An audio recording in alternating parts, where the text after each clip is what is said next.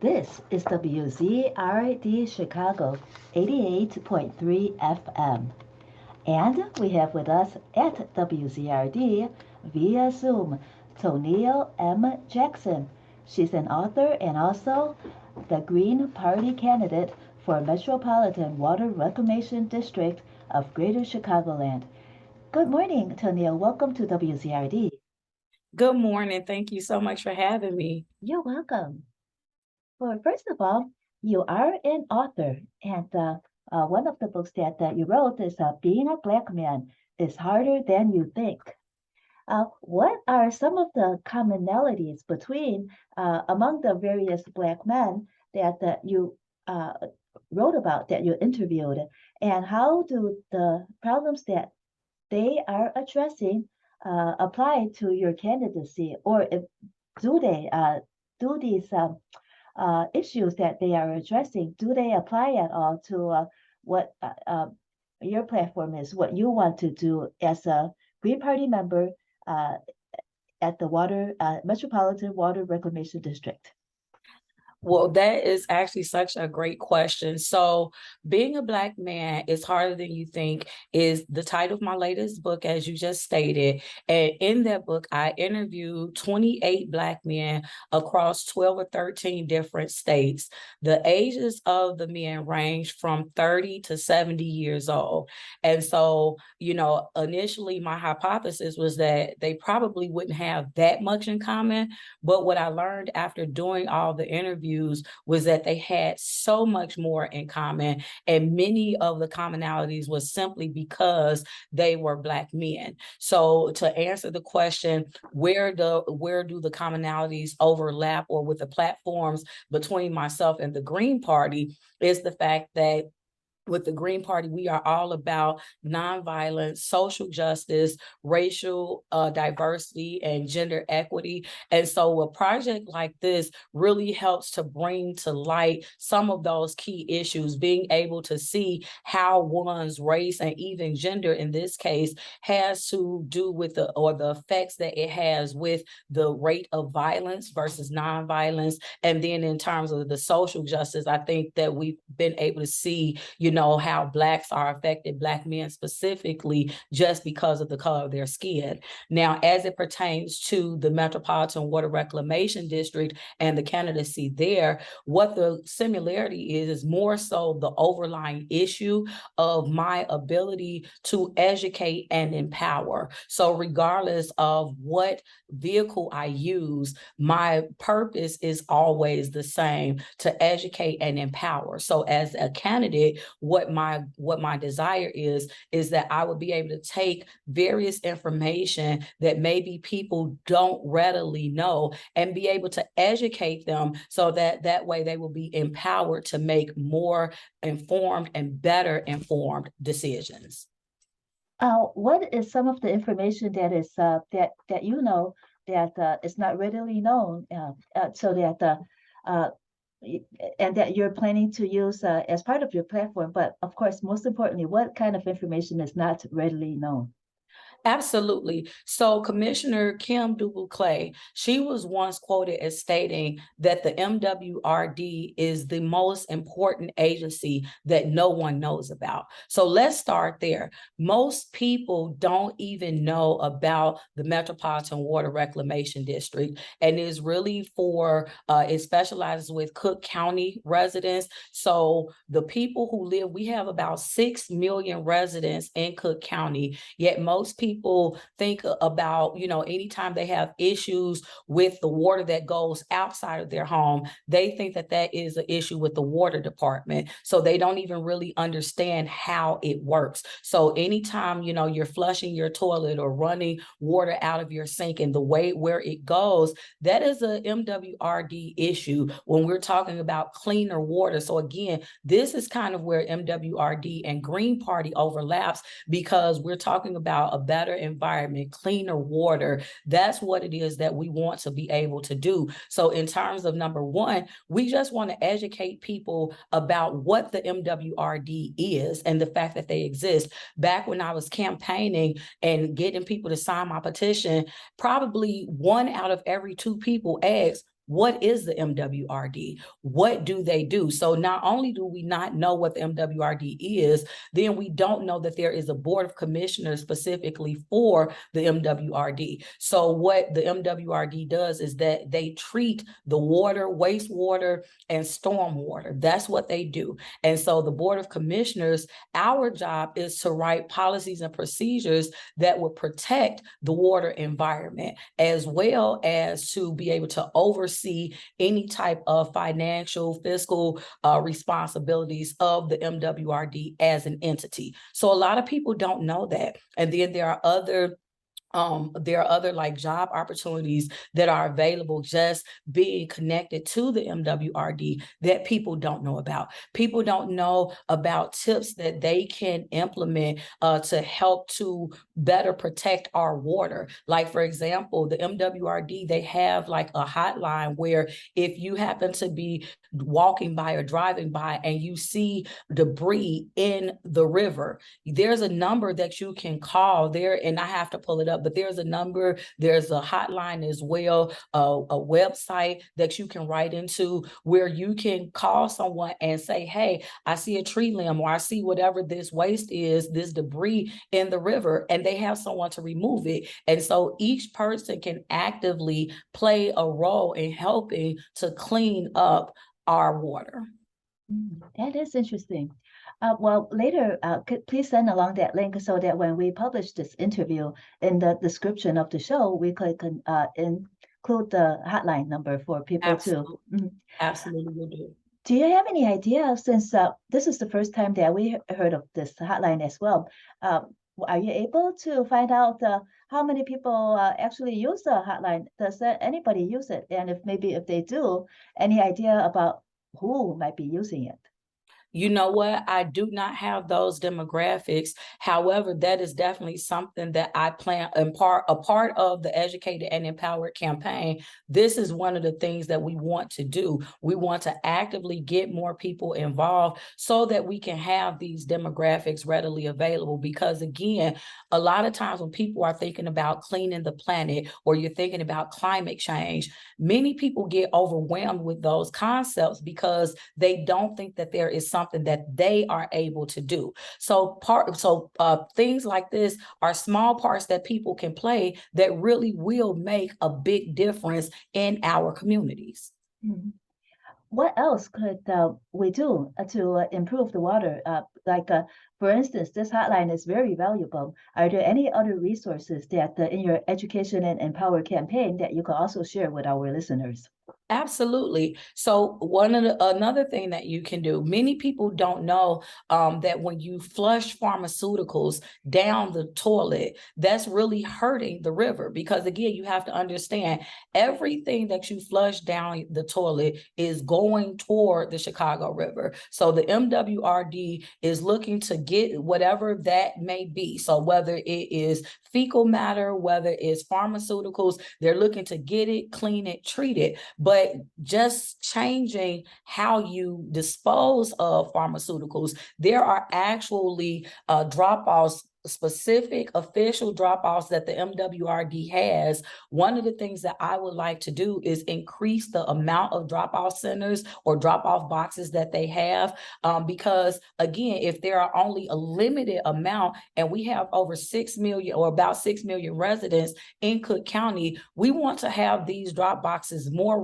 readily available so that if people see, okay, I have expired medication in my medicine cabinet, instead of flushing it down the toilet or putting it in the garbage, here is a way that I can readily dispose of it and properly dispose of it. So those are some of the things. And obviously there are other tips that we have, like when we're dealing with snow outside. Now we are coming into fall, but pretty soon in Chicago, we'll be approaching the winter season. And a lot of times people don't know that there are better ways that they can rid of the snow that won't hurt our environment, that won't pollute the water. So these are a part of the Educated and Empowered campaign. What my desire is to inform people of the various techniques that they can implement that will help. And these are things that the common everyday person can do. It doesn't matter what color you are. It doesn't matter how old you are. It doesn't matter your education level. These are things that everybody can do.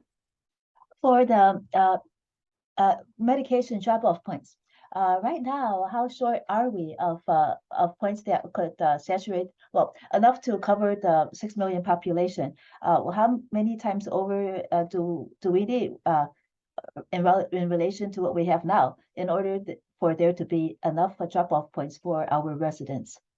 Well, I will tell you this right now, there are 7 MWRD plants, 6 million residents. So just starting there, you see just how overwhelmed that can be, right? So if you have 7 plants, there is a drop-off center for every plant. And then they have a couple other, drop-off centers that's spared throughout the various counties, or not counties, but suburbs of Chicago. But again, it is not one for every suburb of Chicago. It is not one readily available. So it's not like I can just go to my neighborhood Walgreens and drop it off. And so whereas I have not found out exactly how much it costs to make this thing happen, what I definitively know is that if it's, say, hundreds of drop-off centers, but we have millions of residents, then we definitely need to increase the amount of drop-off centers so that way it's more readily available for all of the residents. Mm-hmm. For the medications, since we're on the subject now, I also wanted to ask you about the tips, but however, for the medications, how does a medication that is flushed down the toilet affect the, does it affect the water quality as it drains back into the Lake Michigan, or does it get into the food supply as it as some of the runoff maybe connects with the crop fields, etc. How do those medications filter back into our population negatively? Well, I'm sure that one of the immediate negative responses is if it's into the water, there is going to contaminate the water. And so again, what the MWRD, what their job is and what they try their best to do is to treat that water. So before it makes it to our drinking water supply, that it is treated. But again, if we, when you eliminate having it in the water at all, then that's something that you don't have to deal with. Now, I am not a scientist, so I don't know all the specifics in terms of, the actual numbers and all of that. But just in general, I know that if I was to, put medication in my food, I know that that's not good, and it's the same thing like with if we are putting different contaminants in our ground, right? We're being encouraged to raise our own food, but if there are contaminants in the ground, then obviously that's going to affect the quality of the food. And so the goal is to just get people more aware of things that they can do to prevent this holistically. Mm-hmm. And when the MWRD filters and treats the wastewater, do you know if they're able to to filter out or treat this medication as well that is in the wastewater? Absolutely. That's definitely the goal. That is the goal. So, it's just like when you flush. And so regardless of whether it's fecal matter or whatever it may be, when you're flushing, their entire process is about treating the water. But again, we don't want to have it where they're having extra things to have to treat, if that makes sense. It does. By the way, just joining us is Bill Morton, president of the Rogers Park Chamber of Commerce and also a community activist. And he's also interested in this topic. And we've been working with past Metropolitan Water Reclamation District commissioners as well. Welcome, Bill. And this is Toneal M. Jackson, candidate for the Green Party of the Metropolitan Water Reclamation District of Greater Chicago. Thank you. Thank you so much, Wizard and Toneal. The first question is, when is the election? So the election is November 8th, but early voting starts October 24th. And why are you running? Well, I'm running initially, and I'm so glad you asked that question, Bill. Initially, I was running as a way to help give more exposure to the Green Party, because you'd be so surprised how many people only think that we live in a red and blue society. And so they don't know that the Green Party exists. And so one of the ways to get more exposure to the party, obviously, is to have a candidate running for office. But as I start researching what this office was and getting more into the MWRD, one of the reasons why I'm running is because I really believe that I can help to affect change. Like, the MWRD is all about racial diversity. They're all about equity. They're all about future focus and sustainability, which are also some of the same key values that the Green Party represents and believes in. And so I really believe that as a candidate, what we will be able to effectively do is merge what the MWRD does with the key systems of the Green Party, and we'll be able to better affect our communities. Oh, that is excellent. And I was listening in earlier to the interview, and a lot of people don't know what the Water Reclamation District of Greater Chicago is and what they do. I just want to kind of clarify here. They don't pump the water into the city of Chicago, correct? Right. They have nothing to do with the lead pipes pumping the water into the city of Chicago, which is a major issue, public health issue.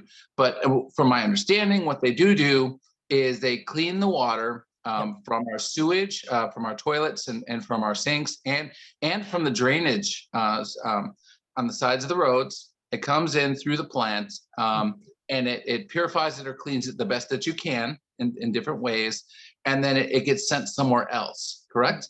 That is absolutely correct. And I'm so glad that, again, you clarified that, because so many people mistake the MWRD with the water company. Those are two totally different issues and two different responsibilities. Absolutely. So where does the water go? So basically, when you're flushing the toilet, it's headed towards Chicago River, it's headed toward Lake Michigan. So you're trying to make sure that we keep our water supply as clean as possible. And like you're saying, this is one of the oldest agencies. It was formed back in 1889. So it's been around for a very long time. They even had a project a while ago where they reversed the flow of the river to try to help make the waters be able to help them remain more sanitary. And so, like you say, even with that, there's a difference even in the MWRD versus the Board of Commissioners, right? So when you are running to be a commissioner, it's not that if elected, you're not going to see me in one of the 7 treatment plants. You're going to, as a commissioner, what we help to do is to write the policies and procedures for what will help to protect the water environment. So obviously, we do work close with the MWRD treatment plant operators, but that's not exactly what we do as commissioners. So there's commissioners and there's a workforce. Yes, absolutely. Could you tell me a little bit about the cleansing process? I know that there's like a north side and like a south side plant. Can you tell me a little bit about that? Well, it's actually multiple plants. There are 7 plants throughout Cook County. Now, exactly how they clean the water, Bill, I cannot go through the actual dynamics of that, because that is, as they would say, that's beyond my pay grade. But I will tell you this: I do have my running mate, Mark Bittner, who is running for the 6-year term. He is a former treat plant operator, believe it or not. And so when I tell you this was what he did for all of these years, working inside of the plants. So he definitely knows all of the inner workings to it. But in terms of me and my knowledge of what they do inside of the plant, I do not know specifically. And just in general, what neighborhood do you come from? What neighborhood do you live in? And does where you live did it affect your decision to run? So yes, so I am actually on the south side of Chicago, and there is a treatment plant I don't even think it's 3 miles away from me. So I'm very close to one of the MWRD plants. And yes, that did affect my decision to run, because a lot of times on the south side of Chicago, when we're looking at demographics, we don't get as many perks or benefits as the rest of Chicago does. And we know that Chicago is broken into 77 different communities, right? And so like every community kind of have their own pros and cons, advantages and disadvantages. And so within my community, I wanted to also help to be a face of positivity, right? So that way you see people that's in, whether you're looking at it from the Roseland area or Pullman area, because I'm kind of on the dividing line of both neighborhoods, but being able to give young people a face to see that's within their community, that's doing something for the greater good of government and for themselves. And you're also an author, and I heard that you wrote a book about Black men. And does that have anything to do with your neighborhood as well, the South Side?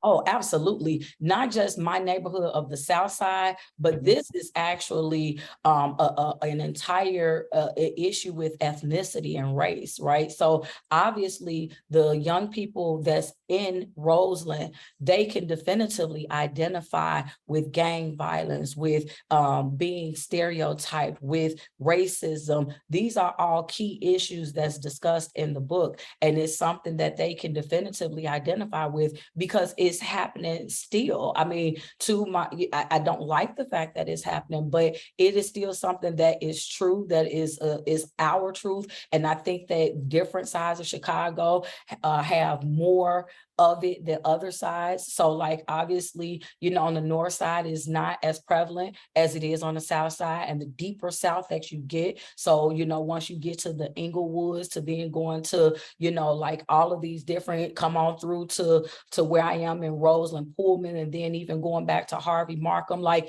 there's a lot of racism that still exists. And so this was definitely a piece that I wrote. This was book number 18. And this was definitely something that was written to help to shine a light on what young Black men are dealing with, and regardless of whether or not you're in Chicago, because whereas half of the recipients were from Chicago or some surrounding suburb, the other half of the book were men from all of these different states, yet their stories were the same.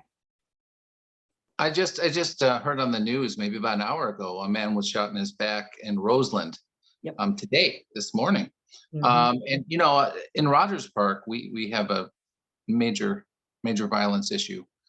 We've got a lot of things going on. A little boy, 5-year-old, was shot in the head and just passed away at St. Francis or at the Children's Hospital, and his father was shot as well. There's a lot of things going on, and how, in your opinion, how does the violence negatively impact the whole situation? Oh my God. Because what it does is it takes away hope. It takes away hope when you are seeing, you know, so let's start with what you just said with the 5-year-old boy. This is not someone who's had a chance even to make a decision of what type of life he wants to live. He hasn't decided, I want to be in a gang or I don't want to be in a gang. This is a baby. And so when you see a baby being killed as a direct result of violence that he had nothing to do with, it makes, as a parent, you're like, oh my God, you fear for your children. As a child, you're fearful because you're like, I don't want this to happen to me. And so a lot of times what ends up happening is the choices that you make are impacted, you know, especially if you cannot just readily up and move, because a lot of people would say, well, if you don't like what's happening, then leave. But what if my financial situation doesn't allow me to just up, pack and move? So now this is something that has become my reality. You know, when we had the whole George Floyd situation happen a couple years ago, and that was really one of the inspirations for the book. You had all of these environments. George Floyd was not situated in Chicago, yet Chicago was in an uproar as a direct result of it. And so when people see violence, then they're either most people take one of two extremes. Either they're going to participate in the violence in some regard, or they're going to try to become an advocate for those who have been violated against. And so for me, I chose the latter. And we see violence so much, and sometimes, you know, people I think it's negative to say, well, that's life in the city. I believe that, you know, there is outrage, but there is also apathy and complacence, because there's shots fired every day, several times a day. You know, they claim it's fireworks or something, and you know, there's a lot of things going on with this. And what do you feel we need to do to make a positive change with these kind of situations? Absolutely. For me, every person can be accountable. It starts with you, starts with the individual, right? Because so many times, and I know that some people may not like what I'm about to say. So many times we're pointing at government. We're saying, well, what should the president do? What should the White House do? Or what should the state or federal level government do? But the fact is that if we start with us, start with the individual, and then a group of individuals become a neighborhood, which is a community, right? So if we all kind of vow to say, hey, we're going to do what we can do to make our community safe. If each person has that mentality, then you don't have to worry about what are they going to do at the state level, because your community, you have the power to change your community. But sometimes as a people, and I won't say a specific race, but just as people, sometimes we lack accountability. So we're always pointing the finger at others instead of realizing that some things start with us. Now, granted, you know, if somebody is shooting and someone ends up dying, obviously we're not blaming like the parents of that 5-year-old boy. Obviously, that's not what this is. But just in general, whoever the shooter was, where are their parents? Or if they are, you know what I'm saying? Like, everybody has to have this own sense of accountability to say that I want my neighborhood to be safe. So I'm going to do whatever I can do to help contribute to the safety of my community. Thank you. For earlier, you mentioned implementing tips to improve the Metropolitan Reclamation Water District's work. What did you mean by that? So the MWRD, let me go, because I want to go straight to the source, because as a writer, we understand how important it is to quote the source. To quote the source, we don't want to plagiarize. We don't want to make it seem as though there is anything that we are saying that's not coming directly from here. So I want to go to the MWRD's website, so that way people can follow me, and I want to pull it up, the different, because I wish I would have known and I would have had these tips readily available. Because there are 9 tips that they give on the website for things that people can do. And so this is actually where I got the information from. Let me see if I can find those tips really quickly. Oh, you meant tips, TIPS. At first, Yes. I was thinking about the tax incremental funding. Oh, no, tips, TIPS. So Okay. there are 9 tips that they give that are readily available that people can do to try to help to make the water cleaner, or to try to help save the water. And I have it written somewhere, I just have to find it. But we can just go on and come back to it. I'll be looking For sure.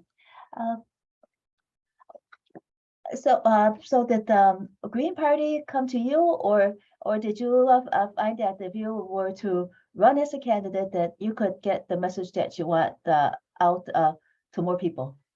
Oh, no, Green Party came to me. I am a member of the Green Party. So I was already a member of the Green Party, and, you know, throwing in my various ideas of what we could do to get more people to know about us. But for me, it's all about, because I have a background in journalism. So for me, it's all about bringing it to the forefront. So what we done, I had a podcast that was called Toneal Talks Politics. And so for like 10 weeks, because we have 10 key values. So what we were coming, every week we were coming to the forefront, talking about each of those core values, each of the things that make the Green Party the Green Party. Now, we have a running joke with myself, because I always say, I don't consider myself a politician. Even being active in the Green Party, I don't consider myself a politician. I consider myself a public servant. And so with the Green Party, I don't look at them as being a political party. I look at them as a lifestyle, because when you look at the core values, just really quickly, the core values of the Green Party, social justice. The average person believes in social justice, nonviolence, racial diversity, gender equity, decentralization, community-based economics, like these things that I'm naming, personal and global responsibility, future focus and sustainability, grassroots democracy, like these are what the average person believes in. I typically save ecological wisdom for the end because everybody may not be an environmentalist. And so that probably is more of a niche, but all of those other things that I named, that's what the average person believes in. So it's not like you have to do something. I mean, I didn't have that written down. That's just here because that's a part of who I am. And so when I discovered the Green Party, I'm like, oh my goodness, like because prior to the Green Party, I always voted Democratic, right? Because that was just what I was taught. I didn't really know why. It's just what I did because it's what I was taught. But in researching, and actually it happened to be for the last presidential election, and I was doing research because, again, I'm a podcaster. So I wanted to present the people the information. And so that's when I really uncovered the Green and the Yellow Party. I'd never heard of Libertarians, never heard of a Green Party. And so I did even more research. And so now this became a thing with me. And so as I found out more about the Green Party, I'm like, I identify more with them than I do with the Democrats. And so that's when I officially switched sides, so to speak. And so I just had been an active member of the Green Party. And so then when it came up, they actually came to me and they were like, would you be interested in running for MWRD? And I'm like, I don't know, what would that mean? And it just kind of went from there. Did you ever run for public office before? No, I have never run for public office before. Like the most in the public that I've been is via my, being an author. So I am a national award-winning author, international award-winning author. So I have traveled, I've traveled the country with my books and, probably about 12 or 14 different states with my books. But I have never ran for office, thought about running for office. I have a lot of people tell me that because of the leadership skills I possess, that I would be a great leader on that level, but it was never something that occurred to me. What kind of awards have you won for your books? So in 2011, I ranked number 3 as the National Black Book Festival's Best New Author. In 2012, CBS Chicago recognized me as being one of 5 indie authors and publishers to watch out for. 2013, I won the silver medal with the Reader's Favorite contest for my book, Inspiration from Above. And so and then there's just other, things that I've done, like Navy Pier here in Chicago. They celebrated me in their African American Heritage Month a few years back. And then there are other things that have happened, not directly because of being an author, but for my work in the literary world holistically, because I'm also a publisher. I'm a former bookstore owner. I have an organization where I help mentor other independent authors. So because of all of those contributions, 2016, I was inducted into the Young Women Professionals League 40 under 40, 2018, inducted into the Professional Organization of Women of Excellence Recognized, or also known as POWER. 2019, I received the I Change Nations Award for my work in the literary world. So, I mean, I've done some things, here and there, and obviously in different sectors, but the literary industry is primarily what I do. So that's why I say, my whole campaign is about educating and empowering, because that's what I do. That's what I do. Were you challenged on your petitions when you submitted them? We were not. Let me tell you, we were so excited about that because we were so looking to be, right? So we had a whole meeting where they were explaining to Mark and I how, okay, so every year they challenge signatures, so don't be surprised. So we want to make sure we had to get 1,132. And that's the other thing when we talk about ranked choice voting. Now for the Democrats and Republicans, I think they had to get maybe 400 or something like that. It's always a third of what we have to get. They don't have to get anything. So we had to get a minimum of 1,132 votes to get on the ballot. But what we try to do as strategy is to double that. So even upon being challenged, we would still secure enough. So we had, I think it was like right at 2,000 signatures that we turned in. But here's what happened. And I won't say that this saved us, but I will just say coincidentally, even though I don't believe in coincidence, there were so many Democrats running for this office. What I believe happened is that the Democrats were more focused on the Democrats and trying to challenge all of them, because there were a number of Democrats who were challenged, but Mark nor myself, neither of us were challenged. And so we kind of slid right under the radar. And so that's how come like now you will see us on the ballot come November 8th. And you are on the ballot for a 2-year MWRD term. Yes, I am on for the 2-year term. So we are, so there was this term taking the remainder of Deborah Shore's term, because as we know, she was appointed by President Biden to this regional EPA position. And so she still had 2 years left on her term. So there's a 2-year term that's open, and then Mark is running for the 6-year term. Are there any prominent Green Party candidates who have won office? You know what? I don't believe that there is. And that's what we've been talking about. So keep in mind, I've been a Green Party member for 2 years, but everybody else, so Howie Hawkins ran for president, but he didn't make it, right? And again, so much of this has to do with I don't want to say discrimination, but discrimination against the independent parties, right? Like when we deal with mainstream media, most of the time, mainstream media only wants to cover Republican and Democrats. Like even when we try to pitch certain, newspapers or, TV stations or whatever, if you are not red or blue, they really don't feel like your office is worth covering. And I can't even just say it's because of MWRD, because even when Howie was running, he didn't get the same press coverage, and he was running for president.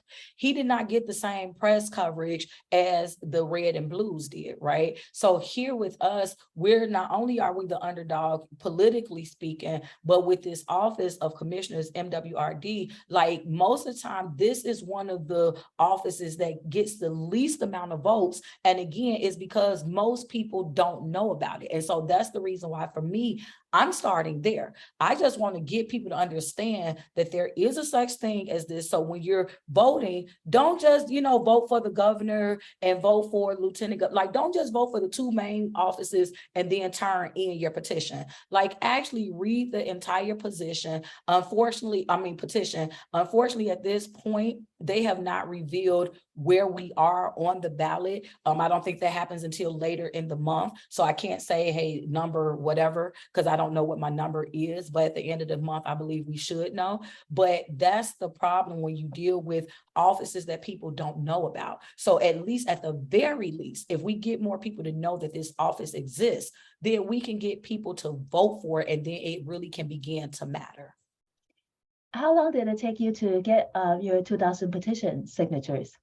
They opened up the petition signing January 13th. So it's a level playing field for everyone. So you start January 13th, and this is if you have an established status. So like for other independents who may not have had an established status, then that's a different running time. But because with the Green Party, we are established in this office. So it opened up January 13th, and you had until March. I want to say it was like the first week of March that you had to turn in petitions. It might have been March 12th or something like that. And so they gave you a type of preference if you turned it in earlier. But for us, we weren't worried about earlier. We were just trying to make sure that we were on the ballot, because again, with the primaries, there was not anyone running against me, or running against Mark. So in terms of Green Party, we knew that once we got on the ballot, if we were not challenged, that we would go to the general election. So it was really about us making sure that we got enough votes so that even if we were challenged, we would still be able to make it. Let's see.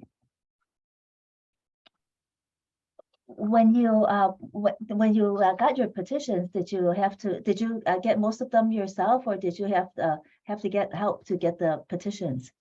Oh, no, it definitely was a team effort. It definitively was a team effort. And that's the thing that I love, again, about being green. Like and you have to also understand that because we are not a major party, with the Republicans and the Democrats, it's always about paying people to make sure that they have enough people to go out and secure whatever their votes.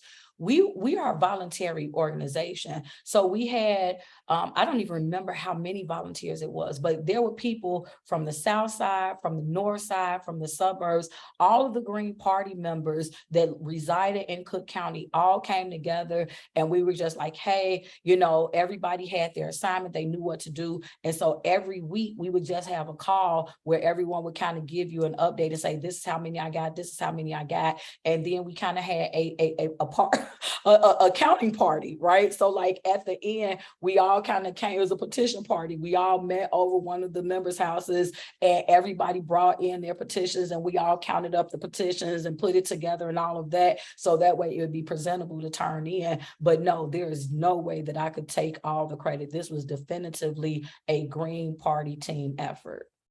How many days did you have to get the petitions? For instance, for the election next year, for the February election, we have 90 days. But if you started on January 13th, they had to be in by about April the 1st. You only had about a month and a half.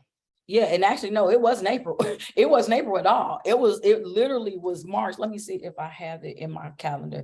I definitively know that we started January 13th. That was the first day to circulate petitions. And then I want to say it was March 11th that the petitions had to be done. You had to have them in by March 11th. And so that's less, and this was one of the issues that we had, because keep in mind, not only is it a very short time period, but everything got pushed back from the time it normally happens.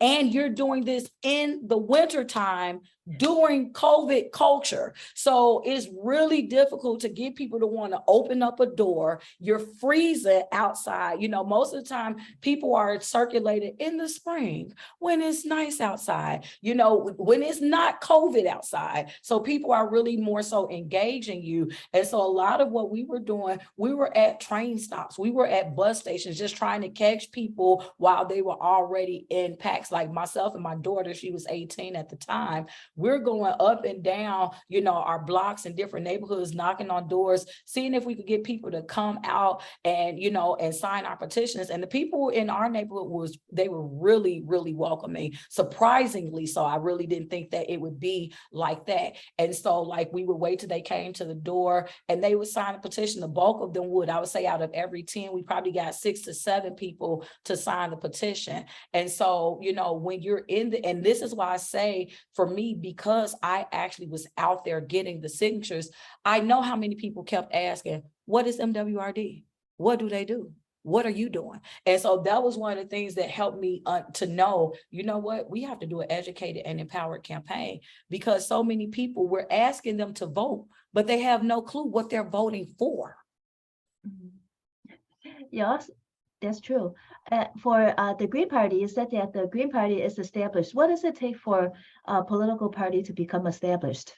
So when you are running for the various offices, there are a certain number of signatures that you have to collect to be able to become established. That's what they're talking about in terms of established, right? So like when you've never done it before, you have like a ridiculous number. It might be like, say, 50,000 if you're running for governor. So every office has its own number of signatures required to collect. So say if I'm running for governor as a Green Party, because we're not established in that, what that means is that we have not had it where we consistently have people running for that office. So in order to get it established, they give you this stupidly ridiculous number. Now, again, Republicans and Democrats don't have the same criteria. So if I wanted to run as governor, I want to say it's either 25 or 50,000. I forgot which one, but it's either 25 or 50,000 signatures that you have to collect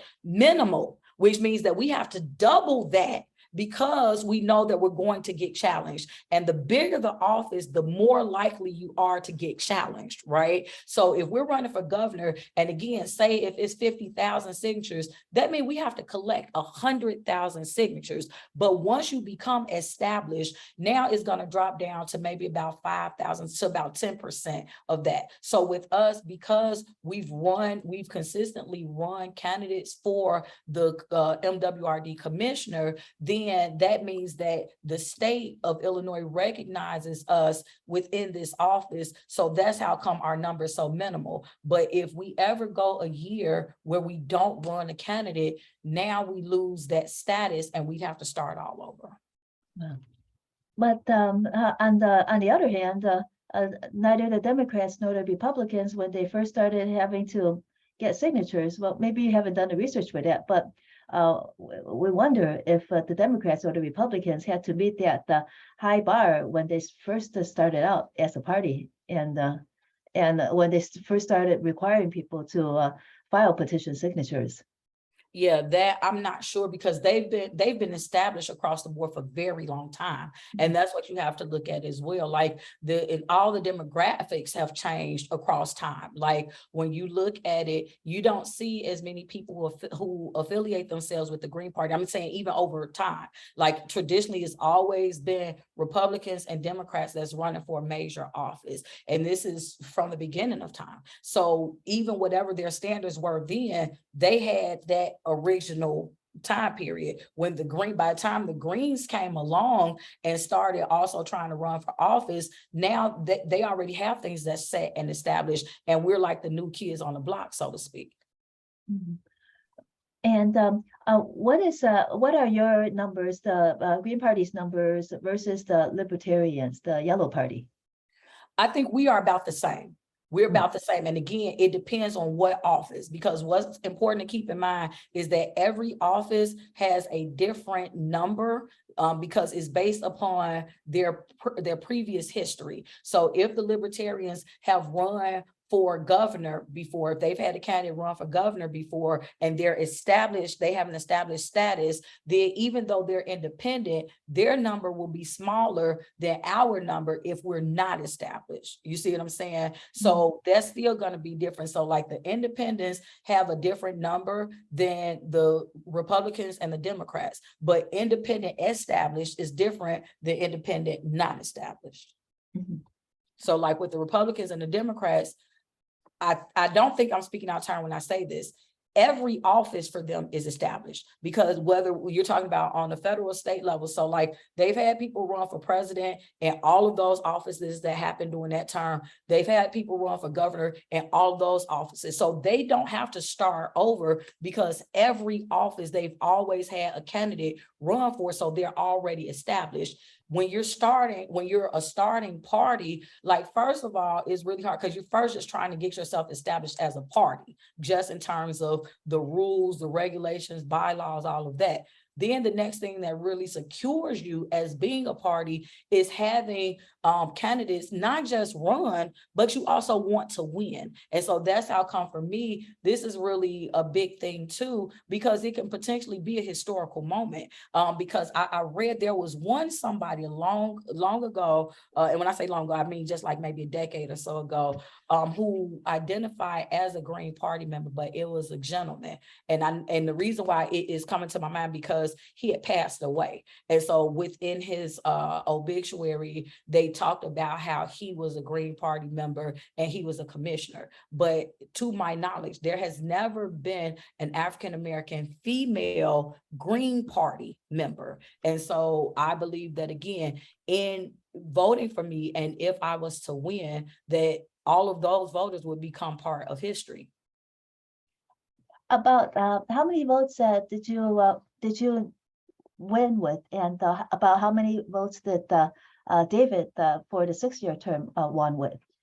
Okay, so with Mark, so we haven't had actual votes. That's okay. So we didn't have actual votes because we did not. So the way that the government does it, and this is something that the Green Party really wants to change, because we didn't have anyone running for the main race or office, which was the governor, then that means that they did not have to produce a ballot for the MWRD, because that's really the only office that we have running. So in order to have a ballot created for your respective party, you have to have somebody in the top position running. But because we didn't have anyone in the top position running, they didn't even have to create a ballot for us. So therefore, there was no voting for the Green Party on the primary day of election on June 28th.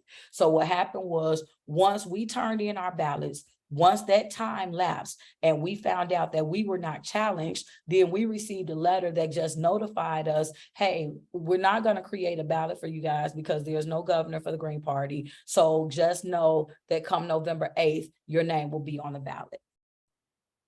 Okay, I got it. So your name will be, yours and Mark's names will be on both the ballots then. Is it going to be, so on that day, it's just going to be one ballot, not the two ballots like the primary? Absolutely. So with the primaries, and again, that's a very key point to bring out.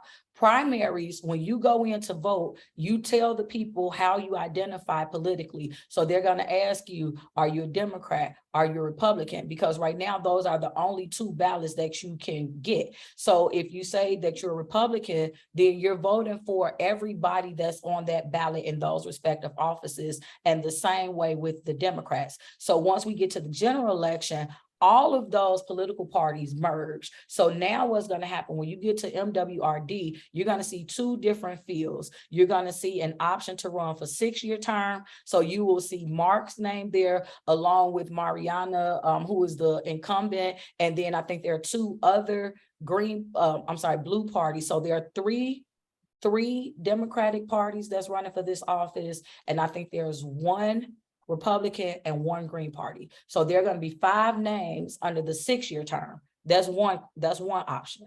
Then the second choice, or question one, so question one is choose 3 of these 5.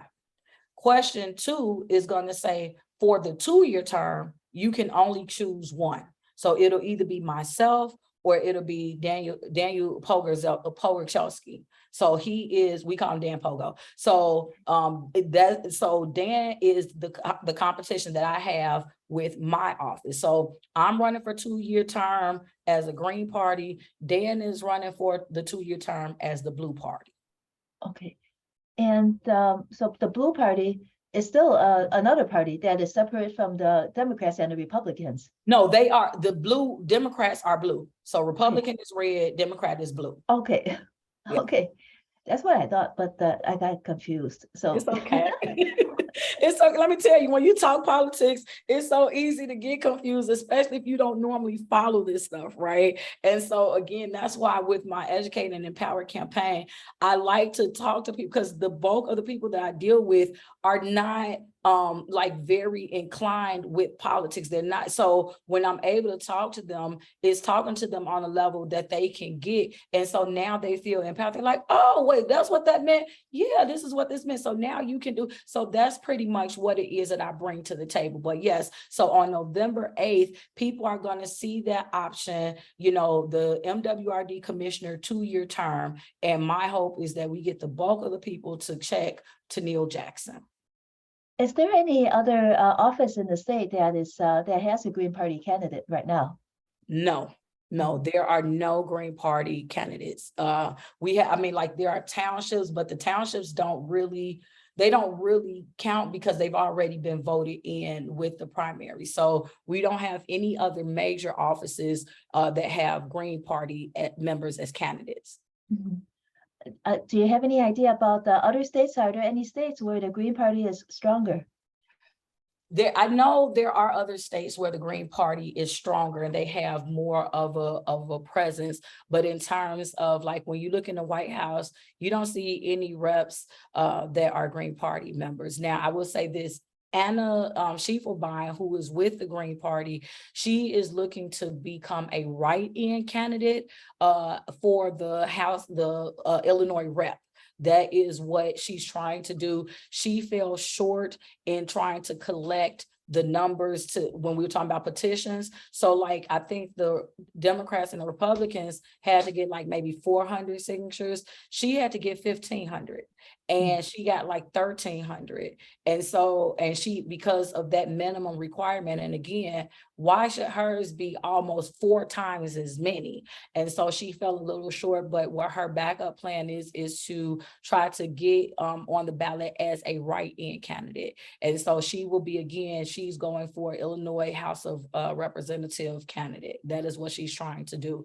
But the main issue is really, number one, is twofold for us, is getting enough people to know about the Green Party to where, number one, they'll want to join. And then once they join the Green Party, being interested enough in politics to want to run, because a lot of people don't want to run for office because it's a lot, and especially depending on what office you're running for, it can be overwhelming.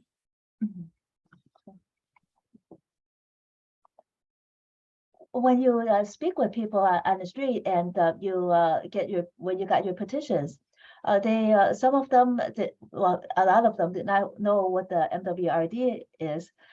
Did they talk about issues that they have with you? And if so, what issues? Well, I think the most prevalent issue is just the fact that they never known what MWRD stood for and what they did. And I think that in doing the petition and talking to the people, or I don't want to say teaching them, but sharing with them that there's a total difference between the water company and what MWRD does. Because what happens is people hear water. So Metropolitan Water Reclamation District, they hear water, so they automatically think, oh, well, when my pipes froze, no, that's not us. Oh, well, you know, so like so many of the issues that they thought that they had with the MWRD was actually issues that they had with the water company. So just being able to even teach people those minute differences, you know, and just saying, hey, whenever you flush the toilet, so all the water that goes out of your house, MWRD. Everything that comes in your house, water company. Yes. When you let's see, when you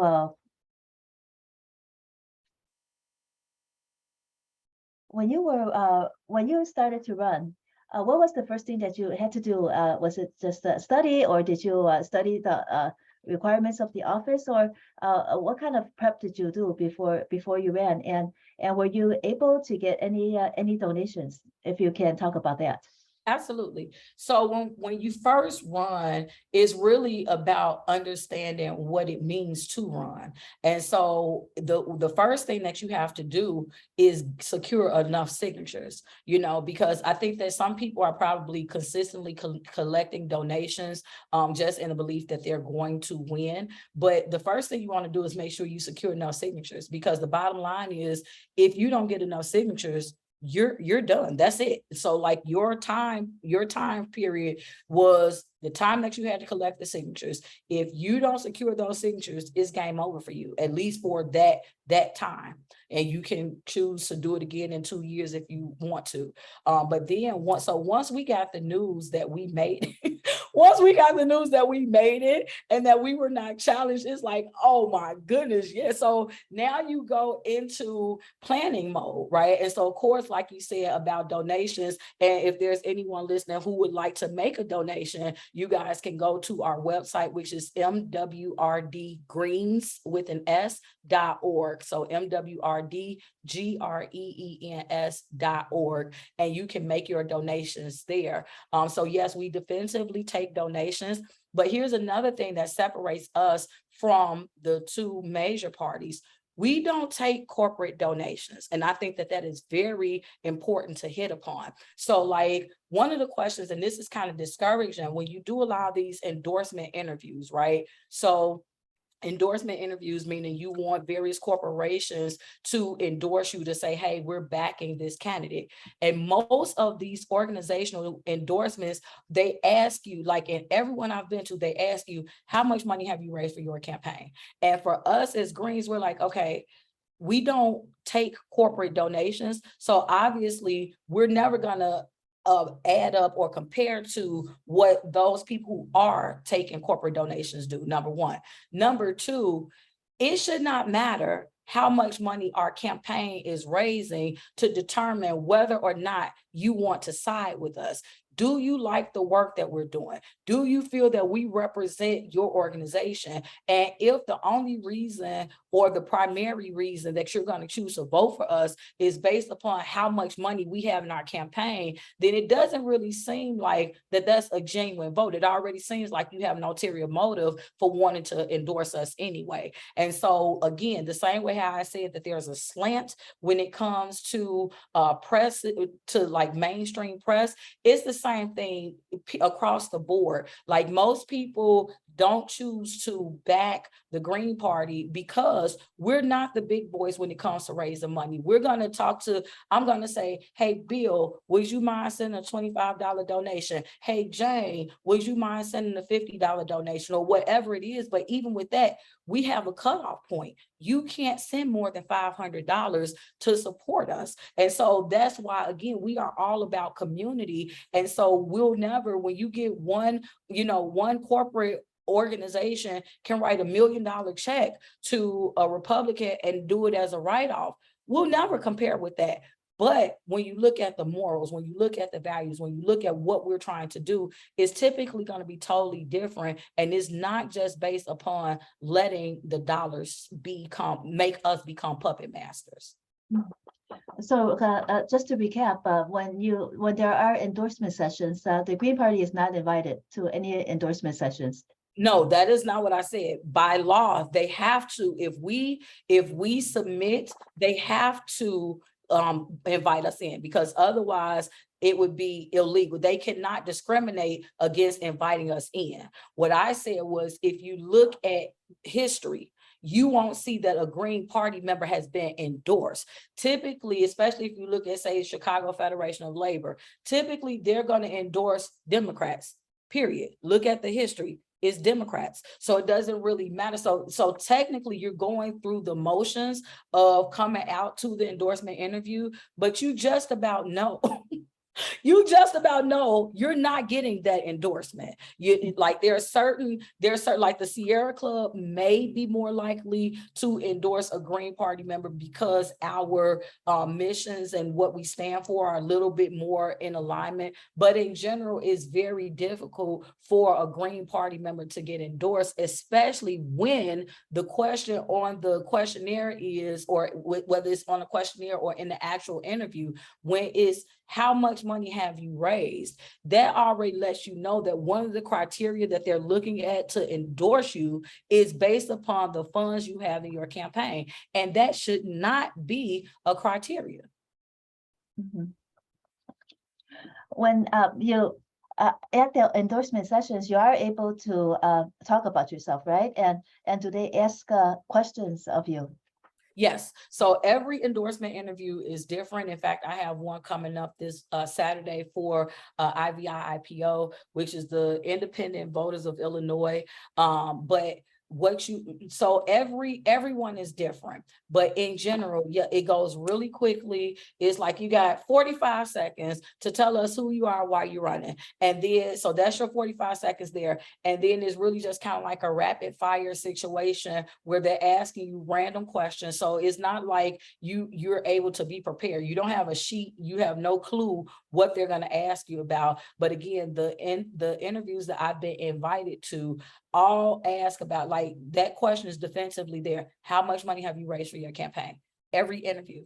And so it's that they're going to ask you, some random question about the MWRD at large, but there is no way that you can actually properly plan for this. It's kind of like when you prepare for your SATs, right? You have general techniques that you can study, but you don't know what actually will be on the test. And so here it's even kind of worse because it's more abstract. You just know, I can tell you about the Green Party. I can tell you what I'm planning to do if elected or as a commissioner, but many times you don't even really have that time frame. You're there simply to answer their questions.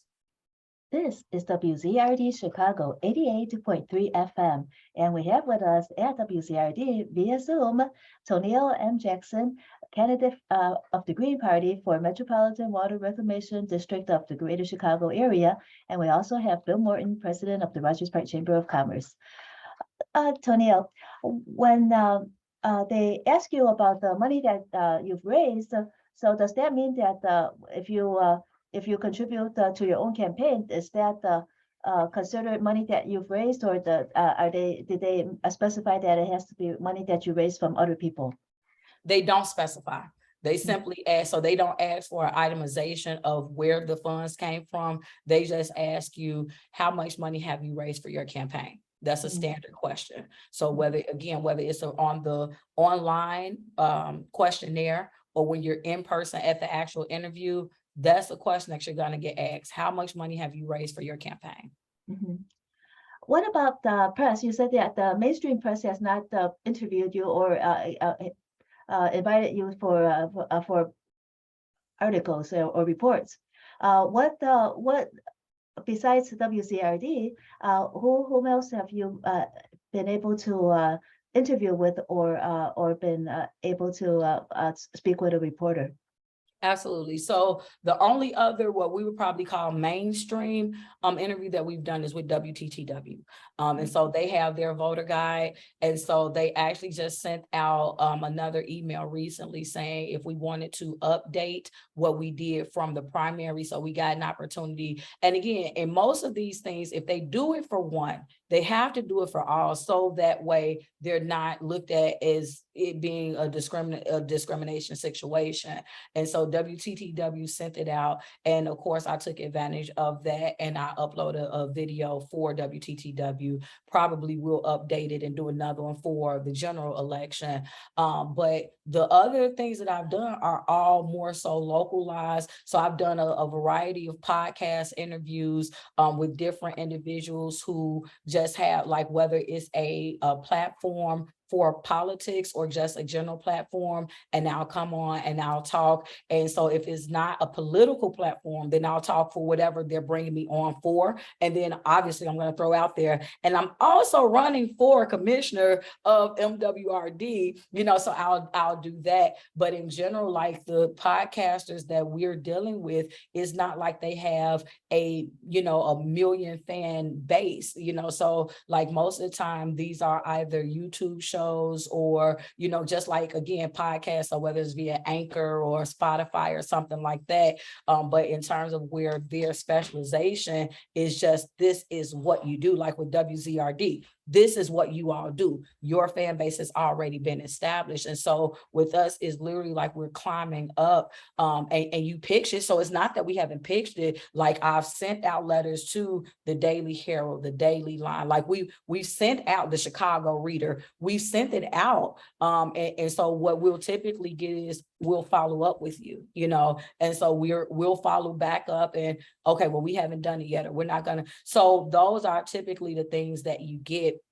But again, in many cases, and I'm not saying in these specific, but just generally speaking, money is everything. And so like some people are buying the space to be where they are in various news forms. And so with us, we know that we have to do that. So again, I don't want to present it as though I'm saying that the Green Party is looking for a handout. We're not looking for a handout. We're just looking for equal treatment across the board amongst mainstream media. When you review, because one of the places we did, and I want to say, who was it? It was either the Crusader. I think it was the Chicago Crusader. When I reached out to her, she said to me, oh, we didn't even know that the Green Party had any candidates running. And I'm saying, why didn't you know? Because we filed our petitions the same way that the Democrats and Republicans filed their petitions. So why didn't you know? You were not looking for us, and so that's the thing. Like nobody's even really looking for the Green Party to cover our story. And that's what we're saying.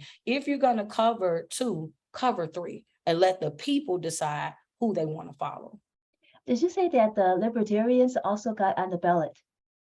The Libertarians are not on the ballot for this race. No, the Okay. only people that's on the ballot for this race, again, in my particular office for the 2-year term is myself and Dan Pogo, who is a Democrat. And then for the 6-year term, there is 1 Republican, 1 Green Party member, and 3 Democrats. So there are no Libertarians across that. Now, in terms of the card at large, I don't know what the Libertarians are doing. So I can just tell you in terms of Green with the MWRD. And voters are asked to vote for 3 of the whole list, right? Yes, so it's 2 different offices. So office 1 is 6-year term. That's 5 candidates. They can vote for 3 of the 5. So what we're hoping is that voters will say, hey, there's a Green Party member on here. Let's at least vote for that one, and we'll figure out if you want to do the other 2 blue or blue and red. You want to just have a field day and vote for all the colors, do that. But vote for that green. But then for my office, the 2-year term, you only can pick 1. So there are going to be 2 names, my name and Dan Pogo's name. So my hope is that you're like, okay, Green, we like her, we like what she's doing, what she's talking about, and we want to do something that's going to be more ecologically friendly for our county. So let's vote for Toneal Jackson. How did you find the Green Party? What you were writing, and then how did you become involved with the Green Party? Absolutely. So again, this was back in 2020. We had the presidential race was going. And so a part of the regular Educated and Empowered series that I did was just, I'm always talking. So I go live, I do live broadcasts on Facebook. A couple years ago, I was probably going live every day. And so a part of what I was doing within this was to inform the public and my viewers at large about the actual how to vote and what you're going. So the who, what, when, where, why, and how of voting. That's really how it started. And so when we got to the who are your candidates? And so everybody had known about Donald Trump and Joe Biden. I had never heard of Howie Hawkins. Why is it that out of all of the TV that I watch and the commercials that I see, why have I never seen Howie Hawkins on any of them? Why don't I see him on a presidential debate? So the way that mainstream shapes it is like it makes you believe as a viewer that there are only 2 candidates. Howie Hawkins was he was a Green Party candidate for president, okay? And so once I read that, and as a journalist, you want to dig deeper, you want to find out more. So then that's when I found out, when I'm like, the Green Party, what is that? And so then I started to research the Green Party, finding out what they stand for, learning about their core values. And so at that point, that's when I reached out, because everything is basically accessible via Facebook. So I reached out to see that they had an Illinois Green Party page. And so I applied for permission to join that group. And then once I got in, the group as a whole just welcomed me. And so AJ Reed, who I believe is the chair now of the Green Party USA, he officially welcomed me. He's like, well, since you're in Illinois, you need to reach out to Anna. And Anna Schiefelbein, who at the time, she was our recruiter, like the onboarded person. So if you're looking to actually join, this is the person that you talk to. And so I called her. I friended her. And so from there, we ended up talking. She reached out and she called me, and we just had a conversation. Again, this was very new to me because I had never been active in politics. I always just did my civic duty, quote unquote, and come whatever election day was, I vote to say that I voted. But this is the first time where now I'm actually learning the inner workings, the behind the scenes. And so this was a whole new experience for me. And Anna was really, we just kind of became friends.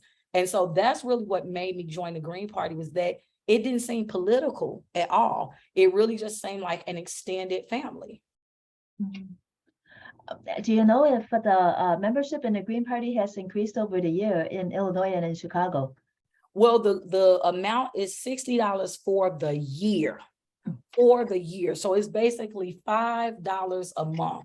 And then they have a discount if you are either, I believe, if you're a senior, if you're a student, and if you So let me see if you, because we just had a young boy, Emerson, who's 14. He just joined the Cook County Green Party. And so we do encourage, as long as the parents are okay with it, we encourage minors to get involved so that they can start out early learning about politics. But in general, there's a special discount for students, for seniors, and I believe if you have like financial hardships, there are special discounted rates for that. But for that, people can go to our website, which is ilgp.org. And that way they can find out more about what it would mean to become a member of the Illinois Green Party at large. What I meant was that the number of people is in the Green Party of Illinoisans or even in Chicagoans. Do you have any idea about how the group of people in the Illinois Green Party and the Chicago Green Party, has it increased over the, let's say, the last decade or so? I will say that the numbers have fluctuated, and a lot of it, I would say this, prior to COVID, I believe that the party was bigger in number, but COVID took out a lot of people, and you can take that for however you want to take it, meaning that some people didn't make it, and then some people just their focus changed as a result of COVID, which I'm sure you can imagine. Like if you lose people that you love, or your life is nearly taken, or it changes you. And so the things that you once were passionate about may differ. And so the membership numbers, we don't have thousands of people. I can tell you that we don't have thousands of members, but I know that in the earlier years of the Green Party, obviously it was bigger, and you have different sectors. So like I'm chair of the Cook County Green Party, just recently appointed a few months ago to serve as chair of Cook County. And so obviously the mission is always to grow. It's always to grow the party, but you have Cook County Green Party, you have the Chicago Greens, you have Illinois Green Party, you have the Green Party USA, and then Green Party is also, it is a global party. So there are Green Party in Australia, like all over the world, you have Green Party members, and most people beyond us are actually bigger than us. So it's like a bigger Green Party globally than it is locally. Do you have any idea about at what location, maybe abroad or so, that the Green Party is most successful at trying to implement the policy or in a candidate winning public office? So I want to say California had Mike Feinstein, who I think at one point was governor. So there have been actively, there are no Green Party, because again, you can really just look at the news and you can see, you know, like when you look at these major offices, whether you're talking about congressmen, senators, you can see that there are no Green Party members there. You know, when you talk about governors, like I say, there have been some Green Party governors, but in general, with Green Party, we are, and this is one of the reasons why we believe in grassroots democracy, because we kind of got to start at the bottom and work our way up. So the goal is like, once you get somebody in office, then that person will kind of talk up the Green Party, get more people familiar with it. So that way, when we get someone else to run, then you'll continue to, but the fact is that we just haven't had enough. I think just in general, we need more exposure as a party so that more people can know about who the Green Party is holistically. So then once people know about the Green Party, they know, you know what, we have actually more than just two options. Is not, even though the red and the green, the Republicans and Democrats might be the major parties, there are still other parties that we can vote for. And I think that once the Green Party gets a bigger presence, then it would be a no-brainer for people to start voting for us more often. For the current membership of the Green Party, you said that there are a couple of hundred, right? Mm-hmm. And then have you any idea about the diversity, the makeup, if you're able to describe it, the makeup of the Green Party members in Illinois and in Chicago, if you could divide between the two? Yeah, I mean, we are a gender diverse group. So you have, gender, racial, we are a diverse group of members. So you have probably just as many men as you do women. So it's equally diverse in gender. And then in terms of racially, there are probably more Caucasians than any other race, but you do still have African Americans that's represented. You have other ethnicities that's represented, but probably more than anything, there are more Caucasians than anything. Toneal, if our listeners want to learn more about you, where should they go? Absolutely. So they can go to a plethora of places. So they can either go to my website, which is mynameisToneal.com. So my name is TONEAL.com. They can go on social media. I am all across social media at My Name is Toneal. So whether you're talking about Instagram, LinkedIn, TikTok, you can go to Facebook and just put in my name and I'll pop up there. Twitter, I'm at My Name is Toneal. So I'm probably about 5 or 6 different platforms. Put in My Name is Toneal and I'll pop up. And then of course, for the MWRD candidate, you can go to that website, mwrdgreens.org. Okay. Well, thank you so much for joining us on WZRD Chicago 88.3 FM today. Toneal M. Jackson, candidate of the Green Party for Metropolitan Water Reclamation District of Greater Chicago. And thank you also, Bill Morton, president of the Rogers Park Chamber of Commerce, for joining us on WZRD today. Thank you. Thank you. Thank you so much for having me. Thank you. Have a great day and be safe, everyone.